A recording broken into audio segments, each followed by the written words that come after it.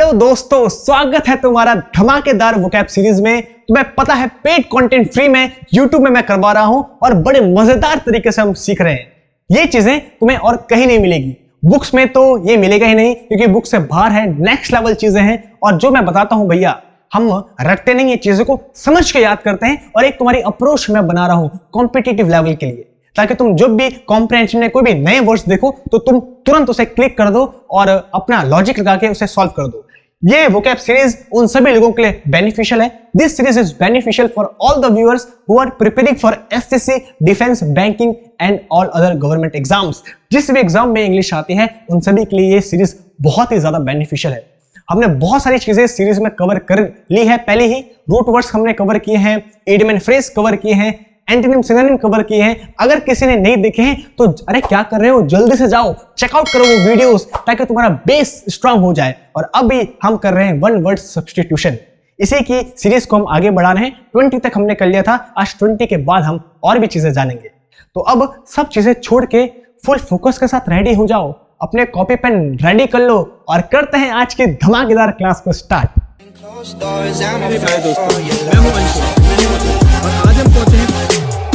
तो चलिए करते हैं आज की धमाकेदार क्लास को स्टार्ट और बड़े मस्ती के साथ पढ़ेंगे। आज हम बहुत सारी चीजें जानेंगे। तो पहला अब हमारे पास वन वर्ड सब्स्टिट्यूशन है। A four wheeled carriage for a body pushed by a person on foot. तो एक कैरेज को जिसको हम हाथों से चलाते हैं, जिसके अंदर हम बच्चे को रखते हैं, उस कैरेज को क्या कहते हैं? उसे हम प्रैम कहते हैं। ये कुछ इस टाइप का होता है, इस टाइप का कैरेज होता है और यहां पे हम एक छोटे से बच्चे को रखते हैं और उसके बाद इस पे टायर लगे होते हैं, इसको हाथ से चलाते हैं। इसी को हम प्रैम कहते हैं। बहुत सारे लोग इसे ट्रॉली कहते हैं, ट्रॉली के नाम से जानते हैं। बहुत सारे इसे बेबी ट्रॉली कहते हैं या बहुत सारे इसे ट्रॉली हॉकर कहते हैं, लेकिन ये सब के सब सटीक वर्ड नहीं है। जो परफेक्ट और सटीक वर्ड है वो यहाँ पे लिखा है प्रैम। तो आज से तुम इसे प्रैम बोलोगे, है ना मजेदार? तो ये सारी की सारी चीजें वही हैं, वही वर्ड्स हैं जो हम डेली लाइफ में यूज करते हैं। तो इसी से तुम्हारी स्पोकन और ग्रामेटिकल दोनों इंग्लिश ठीक हो जाएगी। नेक्स्ट है a game in which no one wins. एक ऐसा गेम, ऐसा खेल जिसमें कोई नहीं जीतता है, उसे को हम ड्रॉ कहते हैं। खैर ये बताने की तो जरूरत नहीं है क्योंकि ये तो सब लोगों को पता ही होगा। तुम क्रिकेट देखते हो, फुटबॉल देखते हो, बहुत बार ऐसी सिचुएशन आती है जिसमें कोई भी पार्टी नहीं जीतती है, कोई टीम नहीं जीतती है, उसी सिचुएशन को हम ड्रॉ कहते हैं। आज मैच ड्रॉ हो गया। इसी के लिए एक और वन वर्ड सब्स्टिट्यूशन पूछा जाता है, नीदर पार्टी विंस। जी हाँ, बिल्कुल सही कहा, नीदर पार्टी विंस। मतलब कोई भी पार्टी जब ना जीते तो उसे सिचुएशन को हम ड्रॉ बोलते हैं। सिंपल है, ये तो तुम सभी को पता है, बहुत इजी है। नेक्स्ट बढ़ते हैं, a general pardon of offenders. देखो जनरल की बात करें तो जनरल मतलब होता है सामान्य, पार्डन मतलब किसी को माफ करना, क्षमा करना, और ऑफेंडर उसको बोलते हैं जिसने किसी लॉ को ऑफेंड किया हो, किसी लॉ को भंग किया हो, तोड़ा हो। तो जब भी कोई इंसान छोटे मोटे लॉ को तोड़ता है और हम उसको माफ कर दें, माफी उसको दे दें, तो उसी को हम एमनेस्टी बोलते हैं। बड़ा ही सिंपल है। इसी से मुझे एक बात याद आ रही है, जब कोरोना का टाइम आया था तो उस टाइम एनआरसी और सीएए एक्ट लागू हुआ था। अभी कुछ टाइम पहले अग्निवीर जब नया आया था तो वो रूल लागू हुआ था। तो ऐसे चीजों में, ऐसे सिचुएशन में बहुत दंगे फसाद होते हैं क्योंकि कुछ लोग उसके खिलाफ होते हैं, कुछ लोग सहायक होते हैं, तो बहुत दंगे फसाद होते हैं। तो भीड़ बहुत जमा होती है, दंगे फसाद होते हैं, पब्लिक और गवर्नमेंट प्रॉपर्टी का बड़ा नुकसान होता है। तो ऐसी सिचुएशन में गवर्नमेंट 144 धारा लागू कर लेती है। इसमें होता क्या है, जब भी कहीं भी अगर तुम्हें 4 लोग ग्रुप में दिखे, मिल गए, तो पुलिस उनको पकड़ के जेल में बंद कर देती है। अब उसके बाद क्या होता है, इनकी एक छोटी सी पब्लिक बेल होती है जिसपे इन सबको फिर बाद में रिहाई मिल जाती है, क्योंकि क्राइम ज्यादा बड़ा नहीं है भैया, कोई चोरी वगैरह नहीं है, छोटा सा क्राइम है, तो उसमें बाद में इनको बेल मिल जाती है। इनकी एक पब्लिक अपील होती है, बेल मिल जाती है। तो इसी बेल को हम एमनेस्टी कहते हैं। जब भी कोई छोटा मोटा क्राइम करे उसके बाद उसे छोड़ दिया जाए, रिहाई दे दी जाए, तो उसी को हम एमनेस्टी कहते हैं। ये सब स्टोरी मैंने इसलिए बता रहा हूं ताकि तुम्हें याद रहे। अब तुम्हें हमेशा याद रहेगा। मैं चाहता हूं इंग्लिश पढ़ने में भाई मजा आए, बच्चों को ऐसा ना लगे सर हम रट रहे हैं। अरे रटने वाली बात नहीं होती है, अगर तुम समझोगे चीजों को, समझ के पढ़ोगे तो बहुत मजा आएगा। अ ज्योमेट्रिकल फिगर विद 8 साइड्स। एक ऐसा ज्योमेट्रिकल फिगर जिसकी 8 साइड हो, 8 भुजाएं हो, तो उसी को हम ऑक्टागन बोलते हैं। ये मैंने तुम्हें करवाया था। ऑक्टा मतलब 8 गन मतलब साइड, तो जिसकी 8 साइड होती है उसी को हम ऑक्टागन कहते हैं। हमने रूट वर्ड की वीडियो में पढ़ा था, तो इसीलिए बोलते हैं, देखो ये यूज आता है हमारा रूट वर्ड का। अगर हम इस ज्योमेट्रिकल को भी समझे रूट वर्ड से, तो मैंने इसका मतलब भी बताया था। जियोमेट्रिकल ये बना है जियो, जियो मतलब होता है अर्थ, और मैट्री या मीटर इसका मतलब होता है मेजरमेंट, मेजर करना किसी भी चीज को। तो जब हम अर्थ को मेजर करते हैं तो इसी को हम जियोमेट्री बोलते हैं। जो मैथमेटिक्स में एक अलग सा हमारा सेक्शन होता है जियोमेट्री का, मतलब जब अर्थ को मेजर करते हैं। अर्थ को मेजर करने के लिए 3 हमारे पास मापदंड है, जिसको हम लेंथ, ब्रेड्थ, हाइट बोलते हैं। अगर हम 2D की बात करें तो 2D में लेंथ और ब्रेड्थ आती है। जैसे हम कहीं भी जाते हैं घर देखने तो हम प्लॉट देखते हैं, तो प्लॉट की हम लेंथ और ब्रेड्थ देखते हैं। हाइट तो होती नहीं है प्लॉट की भैया, तो वो 2D। और जब हम 3D की बात करें तो इसमें 3D में हमारा हाइट का भी पर्सपेक्टिव जुड़ जाता है, तो वो लेंथ, ब्रेड्थ, हाइट हो जाती है 3D। तो हम अर्थ को इन तीनों में ही बांटते हैं, इसलिए इसको हम ज्योमेट्री बोलते हैं, अर्थ को मेजर करना। देखो तो कितनी इजी इंग्लिश हो सकती है, कितने मजेदार और इंटरेस्टिंग इंग्लिश हो सकती है अगर तुम इसको समझ के पढ़ोगे मेरे साथ। अ गवर्नमेंट बाय ऑफिशियल्स, एक ऐसी गवर्नमेंट जिसको ऑफिशियल्स लोग चलाते हैं, मतलब वो जो ऊंचे पद में बैठे हैं अधिकारी, वो जिस सरकार को चलाते हैं उसी को हम ब्यूरोक्रेसी बोलते हैं, उस सरकार को। और जो ऑफिशियल उसको चलाते हैं उस ऑफिशियल्स को हम ब्यूरोक्रेट्स बोलते हैं। अब समझ पाया?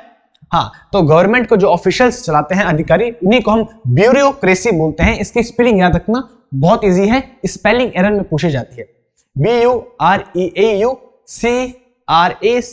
ब्यूरोक्रेसी। अगर मैं बात करूं क्रेसी की, तो जिसके पीछे भी क्रेसी लगता है इसका मतलब होता है रूल, मतलब शासन करना। शासन करना इसका मतलब होता है क्रेसी का मतलब, डेमोक्रेसी, ब्यूरोक्रेसी, ये सब क्लियर है? इतना मजा आ रहा है? बस मजा आएगा तुम्हें, मैं बोल रहा हूं, एक बार जरा ध्यान से देखते रहो और चीजों को समझते रहो। रटने की जरूरत नहीं है भाई मेरे साथ, तो मजेदार तरीके से इंग्लिश को पढ़ेंगे। देखो ये सारे के सारे वर्ड्स हमारी डेली लाइफ में यूज होते हैं, तो अभी तुम पढ़ रहे हो तो इनसे तुम्हारी स्पोकन इंग्लिश भी अच्छी होगी और एग्जाम तो आराम से चुटकियों में निकल ही जाएगा। Next, a group of girls.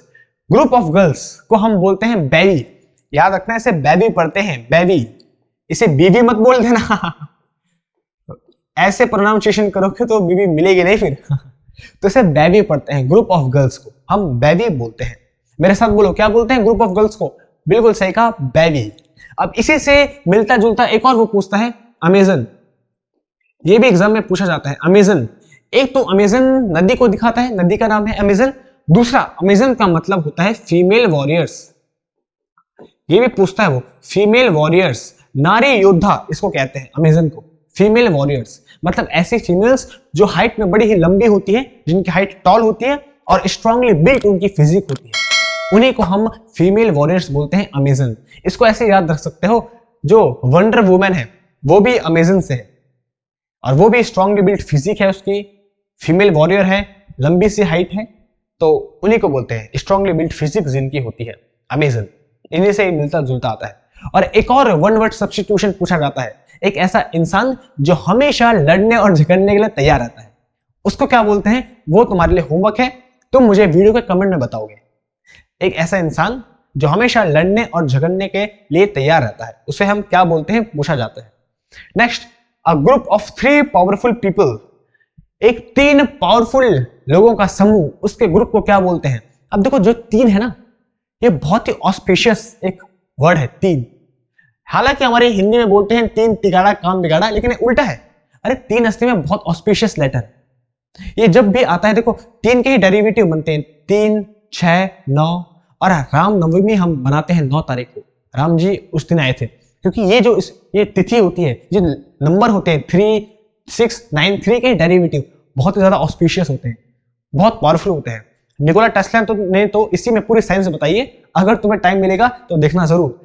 तो a group of 3 powerful people, और अगर हम देखें तो हमारे सनातन धर्म में भी ब्रह्मा, विष्णु, महेश, ये 3 है पावरफुल, तो इन्हीं के ग्रुप को हम बोलते हैं ट्राइमविरेट।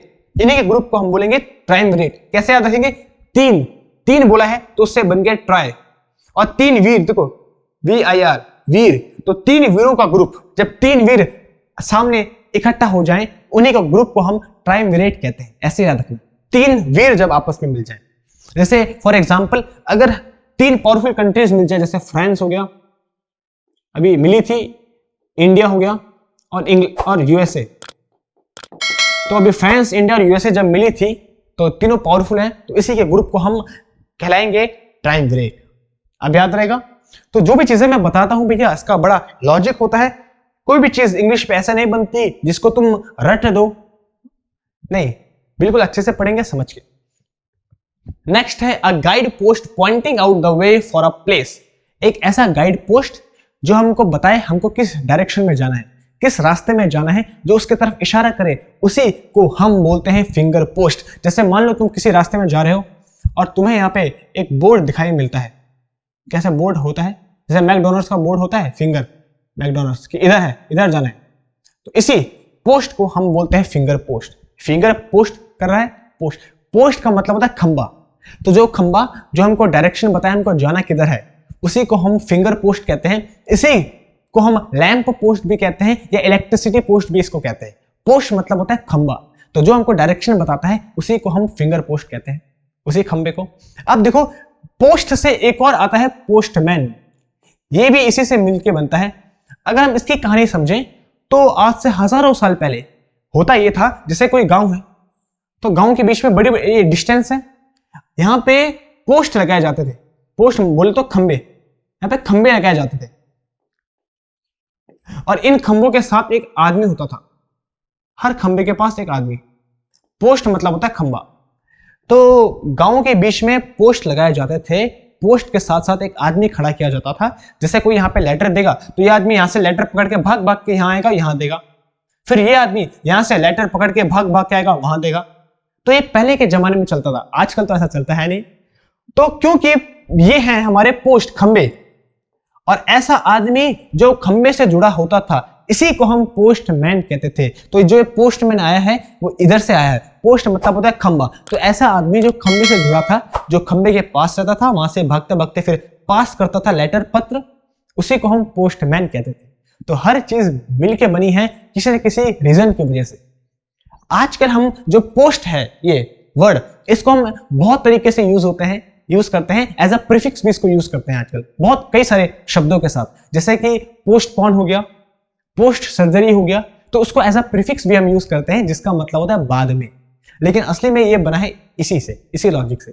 तो मैंने बोला है हम बहुत सारी चीजें जानेंगे जो कि तुम्हें किसी भी बुक पे नहीं मिलेगी, बहुत सारी चीजें मस्ती के साथ पढ़ेंगे। Next, a heavy continuous fall of rain. जब बहुत ही घनघोर बारिश होती है, लगातार बारिश होती है, तो उसी को हम कहते हैं डाउनपोर। देखो, डाउनपोर इसी को कहते हैं। इडियम एंड फ्रेज भी है एक इसी से रिलेटेड। जब बहुत ज्यादा हैवी रेन होती है, वो तो मुझे कमेंट में बताओगे जल्दी से, मैंने पढ़ा है। जब बहुत ज्यादा घनघोर बारिश होती है तो उसी के लिए इडियम फ्रेज हम यूज करते हैं। बताना मुझे कमेंट में क्या कहते हैं। तो जब हैवी रेनफॉल होती है उसी को हम डाउनपोर कहते हैं। अगर मैं पोर की बात करूं तो पोर मतलब होता है छिड़कना। छिड़कना, जब अब हम किसी भी चीज को छिड़कते हैं तो उसी को बोलते हैं पोर। जैसे हमारे घरों में पेड़ पौधे होते हैं या कोई गमला होता है तो उसमें हम छिड़कते हैं पानी। जब तुम जाते हो कभी सब्जी लेने तो सब्जी में पानी पकड़ के छिड़कते हैं वो, तो पोर मतलब होता है छिड़कना। और जब भी कोई चीज वर्टिकली नीचे आती है तो उसी को हम डाउन बोलते हैं। तो डाउनपोर मतलब जब घनघोर बारिश होती है, उसी के लिए हम यूज करते हैं। Next, a humorous drawing dealing with current events और पॉलिटिक्स। एक ऐसी मजाकिया ड्राइंग या ऐसे मजेदार ड्राइंग जिसपे जो करंट अभी पॉलिटिक्स में चल रहा है या जो करंट अफेयर में अभी चल रहा है उस पे हम बनाते हैं एक मजेदार ड्राइंग, हंसीदार, उसी को हम कार्टून कहते हैं। हम बोलते हैं भाई तेरा तो कार्टून बन गया, तो कार्टून उसी को बोलते हैं जब हम किसी भी चीज की बड़े मजेदार या मजाकिया वे में किसी के ड्राइंग बनाते हैं, उसी को हम कार्टून बोलते हैं। और आजकल के जमाने में उसी को हम मीम भी कहते हैं, मीम के नाम से।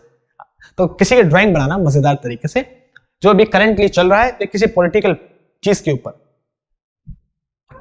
Next, a jocular person who is full of amusing anecdotes. अच्छा, ऐसा व्यक्ति जो कि बहुत ही अच्छा हो, जिसका सेंस ऑफ ह्यूमर बहुत अच्छा हो, जो बहुत ही मजाकिया हो। जोकुलर मतलब जो जोक वाला हो, जिसकी जोकिंग पर्सनैलिटी हो। तो ऐसे व्यक्ति को हम क्या कहते हैं? उसी को हम कहते हैं वैग। ऐसा व्यक्ति जिसका सेंस ऑफ ह्यूमर बहुत ही अच्छा हो। हम सब के सब कपिल शर्मा को तो जानते ही हैं। Kapil Sharma is a person of वैग। वो एक वैग है, मतलब एक ऐसे इंसान है जिनकी सेंस ऑफ ह्यूमर, जिनका बहुत अच्छा है। तो सेंस ऑफ ह्यूमर जिनका बड़ा अच्छा होता है उन्हीं को हम वैग कहते हैं। अच्छा, जो ह्यूमर की बात करें तो ह्यूमर के स्पेलिंग में थोड़ा लफड़ा है, थोड़ा छेड़छाड़ इसके साथ होती है। अभी हम ह्यूमर बोले तो ह्यूमर की स्पेलिंग HUMOUR होती है, लेकिन जब हम इस ह्यूमर के पीछे जरा ध्यान से देखना OUS सफिक्स लगाने का काम करते हैं तो उसकी स्पेलिंग चेंज हो जाती है और वो बन जाती है ह्यूमरस। जो यू होता है ये ओ में कन्वर्ट हो जाता है, ये इसकी स्पेलिंग हो जाती है। तो उसकी स्पेलिंग जरा ध्यान से देखना, ह्यूमर की ये होती है और ह्यूमरस की ये होती है, ध्यान से देखना, इसलिए मैंने लिखवाया है क्योंकि स्पेलिंग चेंज होती है। वैसे ही जब हम मिसचीफ की स्पेलिंग बोले, धोखा देना, और इसके पीछे हम OUS लगा दें तो उसकी स्पेलिंग क्या बनती है वो तुम मुझे बताओगे कमेंट में। ये सब कैसे मैं तुम्हें होमवर्क दे रहा हूं ताकि तुम थोड़ी मेहनत करो घर में, ऐसा ना हो कि तुम ऐसे पढ़ो बस कोई दिमाग में लगाना पड़े उसके बाद छुट्टी, घर में कुछ देखो ना। इसीलिए तुम्हें थोड़ा छोटा मोटा होमवर्क दे रहा हूं ताकि तुम घर में भी रिसर्च करो और तुम्हारा फोकस बना रहे। ऐसा ना हो कि मेरे जाने के बाद, वीडियो देखने के बाद तुम उसके बाद छोड़ो ना इंग्लिश, तो देखते रहो। देखो जब तुम रिसर्च करते हो तो सीरियसनेस बढ़ती है। मैं जो बोल रहा हूँ हर चीज के पीछे रीजन है, वरना बताने को मैं बता देता, लेकिन मैं तभी भी तुम्हें बोल रहा हूँ इसके पीछे रीजन है, तुम जब करोगे तब तुम्हें पता चलेगा। तो इसका मुझे कमेंट में, इस वीडियो के कमेंट में तुम मुझे आंसर इसका देना। मिसचीफ को जब हम जोड़ते हैं OUS सफिक्स के साथ तो उसकी स्पेलिंग क्या बनती है। Next, a large number of fish swimming together. जब बहुत सारी फिश आपस में तैरती है तो उसे क्या बोलते हैं। देखो पूछने का मतलब केवल इतना है, फिश के ग्रुप को हम क्या बोलते हैं, बस ये है पूछने का मतलब। फिश के ग्रुप को हम क्या बोलते हैं तो उसे हम बोलते हैं सोल, SHOAL, सोल उसको बोलते हैं फिश के ग्रुप को। ये एक कलेक्टिव नाउन है, कलेक्शन ऑफ फिश एक कलेक्टिव नाउन है, कलेक्शन ऑफ फिश को हम सोल बोलते हैं। ये मैंने तुम्हें करवाया है BC ग्रामर के सीरीज में, नाउन चैप्टर में जब मैंने कलेक्टिव नाउन बताया था तो उसमें करवाया है मैंने। बस बहुत इजी है, जिसने नहीं देखी है तो BC ग्रामर के सीरीज है, देख लेना भाई। वोकैब के साथ साथ ग्रामर भी बड़े इंपॉर्टेंट है। तो सोल कहते हैं कलेक्शन ऑफ फिश को, कलेक्टिव नाउन है। A large sleeping rooms with many beds, एक बड़ा सा कमरा सोने का जहां बहुत सारे बेड रखे हों, उसी को हम डॉर्मेटरी बोलते हैं। बहुत सारे लोग हॉस्टल में गए होंगे तो जानते होंगे डॉर्मेटरी बोलते हैं, जहां बहुत बड़ा रूम हो सोने का और बहुत सारे वहां पे बेड लगे हों। असली में जो डॉर्मेटरी है वो बना है डॉर्म से, देखो डॉर्म वर्ड से बना है डॉर्मेटरी, डॉर्म। असली में डॉर्म बोला जाता था जो हमारे पहले जमाने में जो चर्च होता था, तो चर्च के प्रांगण को हम डॉर्म कहते थे, इससे कहते थे हम। और इसके अंदर क्योंकि चर्च में नन्स रहती थी जिन्हें हम सिस्टर के नाम से भी जानते हैं, जो कॉन्वेंट स्कूल में पढ़ते होंगे वह जानते होंगे सिस्टर सिस्टर बोलते रहते हैं। तो चर्च के प्रांगण को हम डॉर्म कहते थे, उसी में नन्स रहती थी और नन्स जब रहती थी तो उनके लिए बहुत सारे अंदर बेड्स लगाए जाते थे, इन्हीं को हम डॉर्म्स कहते थे। और अब जो स्कूल हैं आजकल तो स्कूल्स के जो हॉस्टल होते हैं उनको भी डॉर्म्स कहते हैं, लेकिन वो हॉस्टल्स हैं, डॉर्म्स नहीं है। डॉर्म्स कहा जाता था जो चर्च था, चर्च में जो नन्स रहती थी, नन्स जहां सोती थी उनके लिए बेड्स वगैरह लगाए जाते थे सुविधा, उन्हीं को हम डॉर्म्स कहते थे। तो यहां से उसकी शुरुआत हुई है और आजकल तो हम खैर स्कूल के हॉस्टल्स को भी डॉर्म्स कह देते हैं। तो डॉर्मेटरी बोलते हैं जहां बहुत सारे बेड लगे होते हैं जहां हम सोते हैं, हॉस्टल भी जिसको हम बोलते हैं, जानते हैं। Next, a light sailing boat built specially for racing, एक ऐसी बोट जो कि लाइट स्पीड रहती है, जिसकी स्पीड बहुत ज्यादा तेज होती है, बहुत तेज चलती है, रेसिंग के लिए भी यूज करते हैं, उसी को हम पढ़ते हैं याट। देखो हिंदी में इसे याट पढ़ते हैं, याट याद रखना, हिंदी में इसे याट पढ़ते हैं, YACHT, याट। तुमने मूवीज पे भी देखा होगा, बहुत स्पीड में चलती है वो बोट, छोटी सी। Next, a list of books and writings of one author और वन सब्जेक्ट, बहुत सारी बुक्स, लिस्ट बुक्स की जो कि किसी एक ऑथर या सब्जेक्ट से रिलेटेड होती है, उसी को हम बिब्लियोग्राफी बोलते हैं। ऐसे बुक्स का कलेक्शन, ऐसे राइटिंग्स का कलेक्शन जो एक ऑथर या एक सब्जेक्ट से संबंधित होती है, उसी को हम बिब्लियोग्राफी बोलते हैं। अगर हम इसको रूट वर्ड में तोड़ें तो ये बना है Bible plus O plus graphy से, देखो इसी से बना है ये। और मैंने तुम्हें बोला भी था, बताया भी था, बाइबल, देखो बाइबल तो है बुक का नाम, और बाइबल जो बुक है वो एक बुक से नहीं बनी है, बहुत सारी बुकों से रेफरेंस लिया गया। कुछ किसी से कुछ अच्छा लगा तो वो भी ले लिया, किसी से कुछ अच्छा लगा वो भी ले लिया, और ऐसे ऐसे जो मेन चीजें थी उसका कंपाइलेशन को ही हम बाइबल कहते हैं। तो बाइबल बुक बहुत सारी चीजों से मिलकर बनी है। अगर हम ओ की बात करें तो ओ दिखाता है ऑफ प्रेपोजिशन को, ये सब मैंने करवाया है रूट वर्ड्स में। और ग्राफी की बात करें तो ग्राफी बना है ग्राफ, इसका मतलब होता है राइट, लिखना। तो जब भी हम कोई भी एक बुक लिखते हैं उस बुक के लिए हम ऐसा नहीं लिखते कि एक बुक से, हम उसके लिए बहुत सारी बुकों से रेफरेंस लेते हैं। किसी भी एक बुक को लिखने के लिए हम बहुत सारी बुकों से उसका रेफरेंस लेते हैं। तो जो बहुत सारी बुकें हैं वही कहलाती है हमारी बिब्लियोग्राफी, उन्हीं को हम बिब्लियोग्राफी कहते हैं, बहुत सारी बुक्स जिनसे हम रेफरेंस लेते हैं। अब यहीं पे अगर मैं बिब्लियोग्राफी को हटा के फाइल कर दूं, फाइल लगा दूं, तो हम सभी को पता है फाइल मतलब होता है लव। तो बिब्लियोफाइल मतलब होता है लवर ऑफ बुक। जो बुक्स का लवर होता है उसी को हम बिब्लियोफाइल बोलते हैं। बिब्लियोफाइल मतलब लवर ऑफ बुक, और बिब्लियोग्राफी मतलब जब हम लिखते हैं किसी बुक को, उसके लिए बहुत सारे बुकों का रेफरेंस लेते हैं, उसी बुकों को हम बिब्लियोग्राफी बोलते हैं। बाइबल से बनाए, क्योंकि बाइबल को भी हमने बहुत सारी बुकों के रेफरेंस से मिलकर बनाया है, इसीलिए। आया मजा? तो मैं इसलिए बोलता हूं भाई, रूट वर्ड्स, ये जितनी भी चीजें मैं पढ़ा रहा हूं बहुत ही ज्यादा इंपॉर्टेंट है, बहुत ज्यादा इंपॉर्टेंट है। Next, a list of books available in a library. जो बुक्स होती है लाइब्रेरी में, जैसे तुम किसी भी लाइब्रेरी में जाओगे तो वहां जितनी भी बुक्स होती है उन सब बुक्स की एक लिस्ट होती है, उसी को हम कैटलॉग बोलते हैं। बहुत इंपॉर्टेंट है कैटलॉग। जितनी भी लाइब्रेरी में बुक होती है उन्हीं को हम कैटलॉग बोलते हैं। देखो मैं एक चीज बताता हूं, जैसे जब भी तुम लाइब्रेरी में जाते हो तो एक बड़ी मैंने प्रॉब्लम देखी, बच्चों को ये नहीं पता होता है किसी भी को भी लाइब्रेरी में बुक ढूंढनी कैसी है। भाई तुम जाते हो, एक सेल्फ देखोगे, दूसरा देखोगे, यहां भी नहीं है, और बहुत टाइम वेस्ट करते हैं, जबकि ऐसा नहीं होता है। और मैं इस पे लोगों की गलती मानता भी नहीं। जो लाइब्रेरियन है, ये इसकी सेंस ऑफ रिस्पॉन्सिबिलिटी बनती है कि जब भी कोई इंसान आता है लाइब्रेरी में तो वो उसके रीजन ऑफ कमिंग पूछे कि भाई आप आए क्यों। हो सकता है कोई लिटरेचर पढ़ने आए, हो सकता है कोई न्यूज़पेपर पढ़ने आए, हो सकता है कोई स्टोरी पढ़ने आए, कोई हिस्ट्री पढ़ने आए। तो सबसे पहले तो उसका रीजन पूछो कमिंग का, कि वो आया क्यों है। फिर जिस रीजन की वजह से आया है, जो चीज उसे पढ़नी है, वो लाइब्रेरियन उसे बताए कि ये आपके सेल्फ नंबर 136 में 4th रैक में 6वें नंबर पर रखी गई है, ये है आपकी बुक है। तो लाइब्रेरी में जितनी भी बुक्स होती हैं आपकी, वो सब की एक लिस्ट होती है जिसमें बताया होता है कहां पे कौन सी बुक है, किस शेल्फ में है, किस रैक में है और किस पोजीशन में है। उसी लिस्ट को हम कैटलॉग बोलते हैं।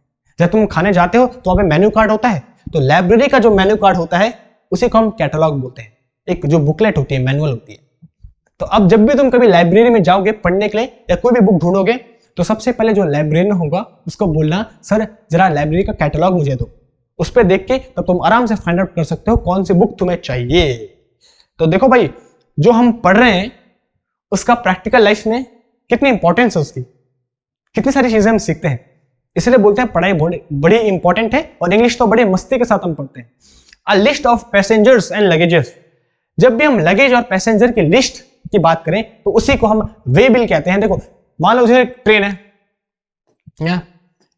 ये प्लेटफॉर्म है ट्रेन का, और ट्रेन की पटरी है यहाँ पे, और ट्रेन जा रही है, ये उसके डिब्बे हैं, और यहाँ पे हमारा खड़ा है राज, हीरो, और यहां से सिमरन भाग रही है।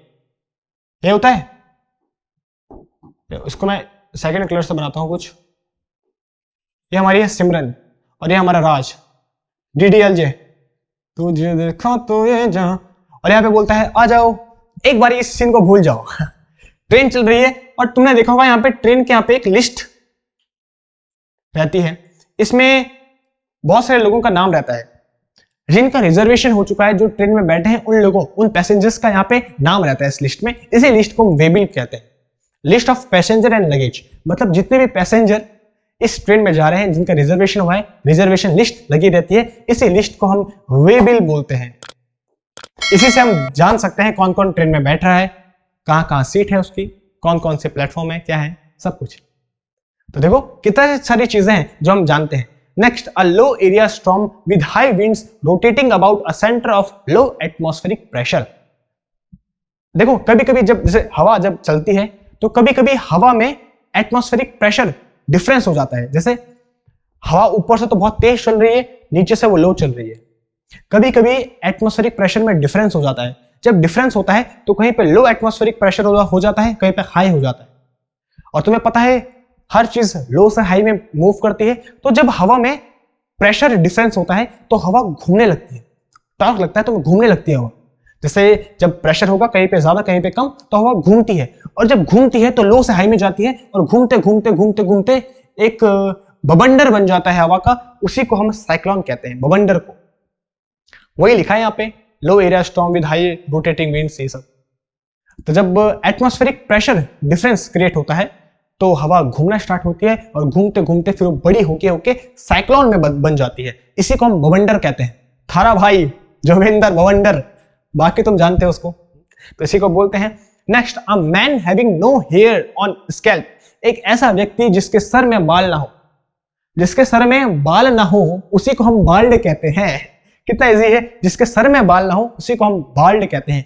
गंजा इसी को कहते हैं। और लास्ट जो हमारे पास है आज का, a man of lakhs moral. A man of lakhs moral, एक ऐसा व्यक्ति जिसका कैरेक्टर ढीला ढीला सा हो। मैं करूं तो साला कैरेक्टर ढीला है, तो वही है जिसका कैरेक्टर ढीला हो, उसी को हम लाइसेंशियस कहते हैं। क्या कहते हैं? लाइसेंशियस। इसको तुम ऐसे भी बोल सकते हो, एक ऐसा व्यक्ति जिसे छिछोरी हरकतें करने का लाइसेंस मिल चुका हो। एक ऐसा व्यक्ति जिसको छिछोरी हरकतें करने का लाइसेंस मिल चुका हो, उसी पर्सन को हम लाइसेंशियस कहते हैं। A man of lakhs moral. तो ये थे हमारे आज के वन वर्ड सब्स्टिट्यूशन जो कि हो चुके हैं कंप्लीट। मुझे पता है तुम्हें बड़ा मजा आया। और भैया हम जो पढ़ते हैं कहां तुम्हें मिलेगा इतना सब कुछ, ये बुक से बाहर है। बड़े मस्ती के साथ हम हर चीज जानते हैं और तुम्हें हर चीज समझ में आ गई है। बट रिवाइज जरूर करना। जो मैंने तुम्हें होमवर्क दिया है वो मुझे नीचे वीडियो को कमेंट में मिल जाने चाहिए। मैं इसके बाद तुम्हें मेंशन भी करूंगा जिसने सही आंसर दिया होगा। और रिवाइज करने के लिए जो भी हमने किया है वो तुम्हें टेलीग्राम चैनल में नीचे मिल जाएगा, लिंक डिस्क्रिप्शन में है। एक क्लिक करोगे तो सारी के सारी पीडीएफ और क्लास नोट तुम्हारे फोन में फ्री ऑफ कॉस्ट डाउनलोड हो जाएंगे। और अगर तुम्हें सच में आज की वीडियो पसंद आई, तुम्हें मजा आया पढ़ने में और तुम्हें लगा कि ये सर आप थोड़ा अलग ही नेक्स्ट लेवल पढ़ाते हो और हमें हर चीज समझ में आती है, वैल्यू तुम्हें मिली, तो जल्दी से वीडियो को कर दो लाइक और चैनल को सब्सक्राइब करना मत भूलना। और अपने दोस्तों के साथ शेयर करो वीडियो को, अपने हर दोस्तों को पहुंचाओ ये वीडियो ताकि उनको भी फायदा मिले, उनको भी जो वोकैब का डर है वो निकल जाए और इस बार सिलेक्शन उनका ना रुके। अगर तुमने इसके पहले के पार्ट नहीं देखे हैं तो तुम्हें यहाँ पे दिख रहे हैं ना। अरे देखना नहीं है, नोट्स बनाओ। अपना ख्याल रखो। मैं मिलता हूं तुम्हें नेक्स्ट वीडियो में। Bye bye. मेरे प्यारे दोस्तों, मैं हूं अंशु और आज हम पहुंचे हैं